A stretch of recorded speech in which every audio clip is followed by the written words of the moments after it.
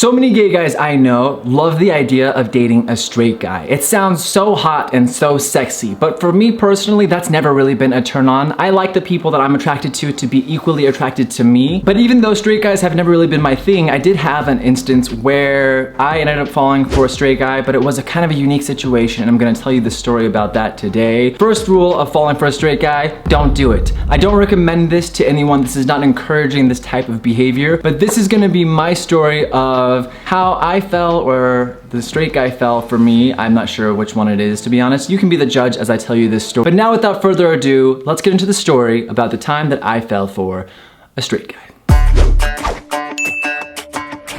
This story takes place when I was living in Stillwater, Oklahoma. I had just moved there to go to Oklahoma State University on several scholarships. When I started school, my freshman year, I met this guy named Dylan. I was in history class. This guy Dylan sat in front of me, and he was one of the most attractive guys I had ever seen. He was a wrestler. He always had dip in his lip because that's what people do in Oklahoma. Everything about him was just incredibly sexy. He reminded me of a more muscular Colin Farrell, and he was straight. The way that Dylan and I became friends is because we had to do a group project, and the teacher had assigned us to work together with 3 other people. From that group project we did, we started hanging out socially. I was a little bit surprised by this because I, again, didn't expect us to become friends because we were so different. This was your epitome of a straight guy in Oklahoma.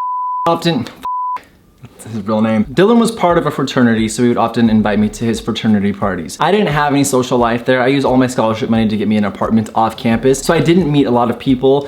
Was like my, I keep saying his real name. Dylan was my main source of being social in Oklahoma because he was a very social person. So anytime we'd go over to the frat parties, I would try and really push it up, you know, and like be a man like him and drink beer and like smash the beer can on my head, except it didn't smash and just kind of like bruised my skull. It's fine, we're fine, I'm fine. I'm just gonna sit down for a second. The more that Dylan and I started hanging out, we started spending more time together alone. We would work out at the gym, which was conveniently located near where my apartment was. So after the gym, if we were going back to class or something, he'd come to my house and shower. I was always attracted to him physically, but I didn't think much of it until Dylan started doing things that kind of encouraged that behavior. So after Dylan would shower at my place after the gym, I'd be doing something else in my bedroom, but I could still see out into the bathroom area, and all of a sudden I would hear, "Hey Travis." I turned around and then I'd see Dylan standing there with his towel open and his penis out, and he would shake it around and then laugh and then close his towel and then go back to what he was doing. And so he's sitting there laughing like it's nothing, and I'm like, it's not, that was really funny. That was a good one. Get down. Get down. So I didn't think that much of it, but it started to give me feelings for Dylan because I was obviously very physically attracted to him and I liked him as a person. He was such a cool guy and he was so athletic and so liked by everyone, and I just felt that I wasn't that person. So I tried to overcompensate my shortcomings by trying to be more like him. He talked about girls so much and he meant it that I started trying to do the same thing as well. One day we were sitting at lunch and it was just us two. We were eating at the, gosh, what's it called? The Tivoli, which is like the central place where everyone eats on campus. We were eating across from one another and I was talking about some girl that I thought was super hot. And of course I'm doing it miserably because it's not genuine, it's not authentic. So I'm like, oh man, I was at the gym the other day and I saw this girl. Ooh, hottest bra straps I ever seen on a girl. And her nail polish was, oh, so fine. It probably wasn't that bad, to be honest, but it was bad because it clearly was not who I really was. As I'm talking about this girl, Dylan just holds his sandwich to his face and he looks up at me and he's not showing any expression at all. I continue talking about this girl until finally Dylan just goes, "Stop." And I look at Dylan and I feel caught because I know that he sees through me right now. But because I'm so afraid, I continue talking anyway and he goes, "No, dude, just stop." And right then, in that moment, I realized that Dylan knew that I was gay. So I kind of froze, I felt very exposed, and we didn't say another word about it. He just kept eating his lunch and we started talking about something else.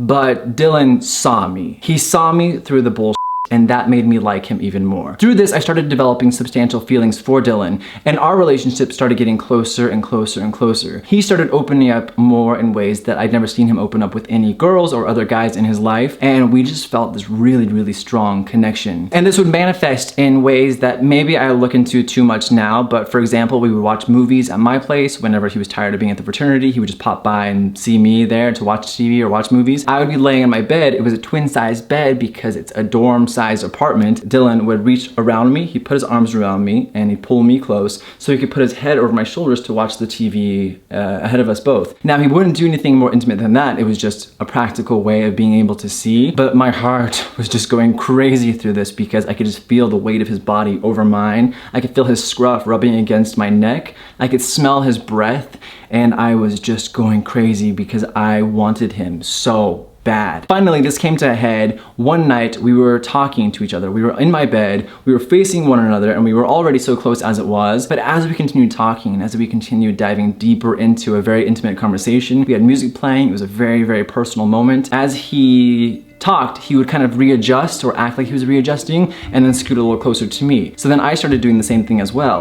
And for a second, I thought, oh my gosh, like this is going to happen. This is it right now, because we were so close to each other's faces as we were talking. I could again smell his breath. I could smell the tobacco on his breath. I thought that this would be the time that we kissed. And I thought the only reason he wasn't doing it was because he was afraid. I was also afraid, but I couldn't take it anymore. I wanted him so badly that I finally leaned across the bed and I tried to kiss him.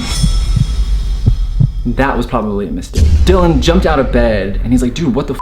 I panicked immediately. I felt so stupid and I regretted it the instant that I tried, and I tried to over-explain that I wasn't actually trying to kiss him. And he's like, dude, I'm not gay. And when he said that, I believed him. It didn't sound like an overcompensation. He was comfortable with me being gay. He knew that I was, and I had crossed a line, and I felt really, really terrible about that. That did put a damper on our friendship, and we kind of had some distance between us. Life happened, and I ended up dating some other guy in Austin, Texas. I fell so hard for this guy in Austin that I eventually moved to Austin, and through that, Dylan and I lost some contact. We had a little bit of distance between us because he wouldn't allow us to get as close as we were before. I moved to Austin for this guy. I found out the guy was dating someone else the entire time we were dating. And through that, Austin didn't work out for me, so I was going to move back to Colorado. In the meantime, however, I needed a place to stay, so I drove back up to Oklahoma City where my dad was staying at that time. We had just rekindled a little bit of a relationship. So I stayed with my dad for a couple of weeks during the summer before I decided to move back to Colorado. When I was back in Oklahoma City, that was about an hour or 2 hours away from where Dylan lived, and I decided to reach out. I wasn't sure how Dylan was going to respond, but he was very friendly. He was very happy to see that I was back in town, and he wanted to catch up. Instead of just going to catch up though, he invited me to go with him and his family to their lake house at Lake Eufaula in what I believe is northeast Oklahoma. I was really excited about that because I missed our friendship. We had such a strong connection that I was excited to kind of hopefully be able to leave us on a good note before I moved away, because he was an important part of my life and I wanted to reconnect before that happened. When I showed up at his house, Dylan burst out the door and gave me a huge hug, and it felt just like nothing had ever happened, which made me really happy because obviously we were going to be spending the next 4 days together with his family. So we went to the lake and we were just having fun. Everyone's drinking, we're barbecuing, we're fishing, we're swimming on the lake, and it's just a really, really amazing memory that I have. One day, however, we are swimming in the lake with his family. Dylan always liked to wrestle. I mean, he was a wrestler to begin with, but he liked to kind of poke me and tickle me, and then suddenly we end up wrestling, and this is kind of just what we did. Everyone's kind of chilling out there, drinking their beers, floating on inner tubes. It's your perfect little summertime setting. Dylan comes over to me, he swims over and he grabs my crotch. He grabs my crotch in a playful way, the way that Dylan always has been kind of playful, and I just kind of brush it off, but then he comes over and he does it again. When he does it a second time, I reciprocate and I reach back and I grab him. We start wrestling and everyone's just kind of chilling, doing their own thing. As we were wrestling, Dylan was being very, very, very hands-on. He was grabbing my body in certain ways that just didn't feel like playful wrestling. I was nervous though because I thought I had imagined everything in my head before,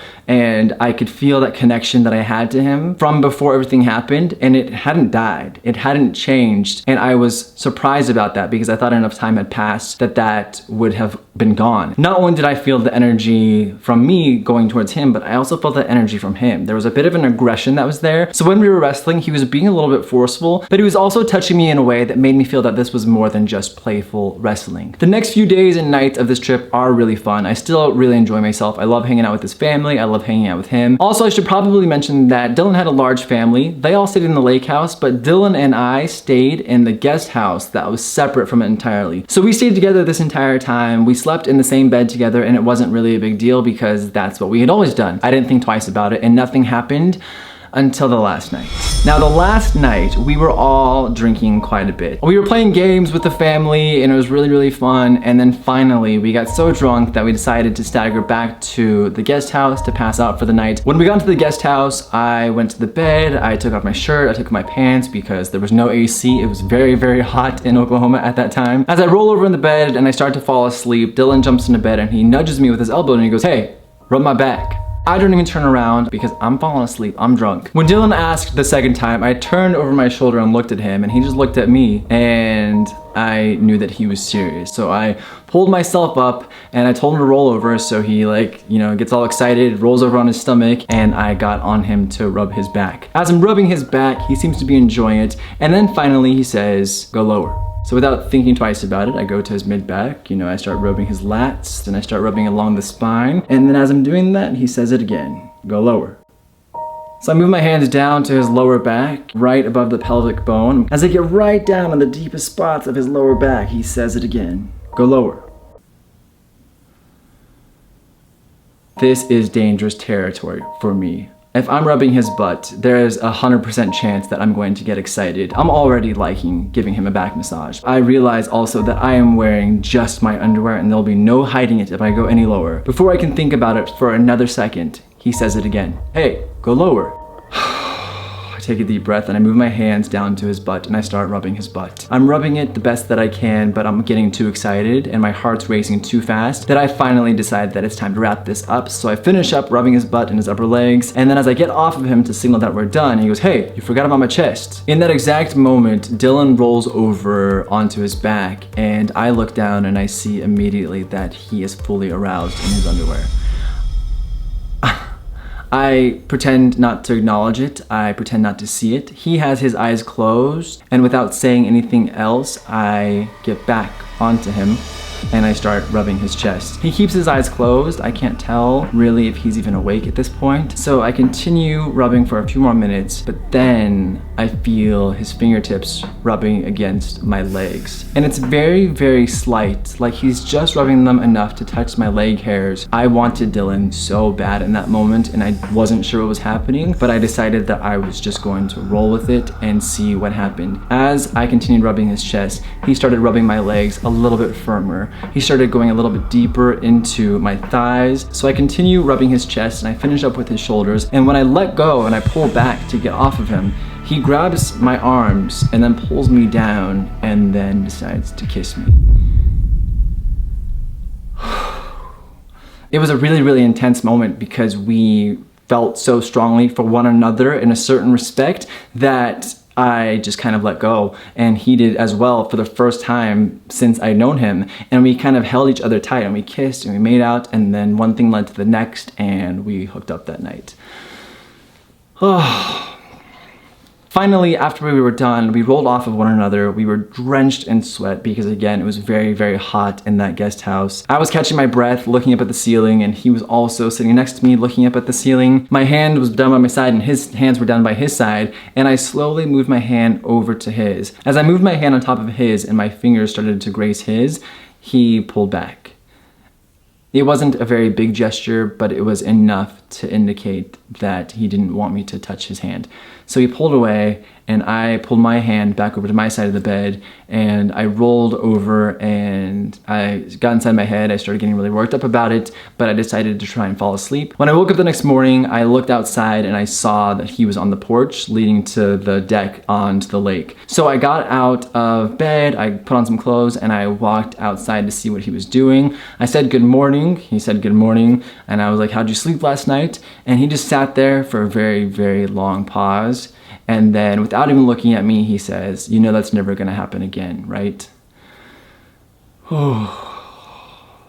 I just kind of sat there for a moment and I brushed it off like it didn't affect me. And I said, yeah, of course. The rest of the morning was pretty fast paced. We packed up everything, we loaded the boat, and we drove back to Oklahoma City. It was a quiet drive back. There was a lot on my mind, but I kind of stuffed it away. I went and stayed with my dad for another week, and that was the last time that I saw or spoke to Dylan. Now, some people will watch this video and think that Dylan was in the closet. I really don't believe that he was in the closet. I believe in sexual fluidity, and I think you can vibe with just about anyone if you are open-minded enough to that. I do know that Dylan is married married now with kids, and he seems like he's living a very happy and healthy life in Oklahoma. It was hard for me, and I don't recommend falling for a straight friend because what can come out from that? It was nice that we had that connection. I really value that time that we had together, but at the end of the day, I prefer to be with people who are secure with who they are, and regardless of however they label themselves, I want them to know for a fact that they want to be with me. Anyway, that's the story of my straight friend who fell for me, or the straight friend that I fell for. I still can't decide which one it really lands on, but it was a special time in my life. It was part of my entire sexual awakening, so I wouldn't change it, but I would not recommend it at the same time. What's your guys' experience with falling for straight guys? How has that been for you? Let me know in the comment section below, and I guess that's all I have for right now. So thank you so much for watching, and I'll see you next time.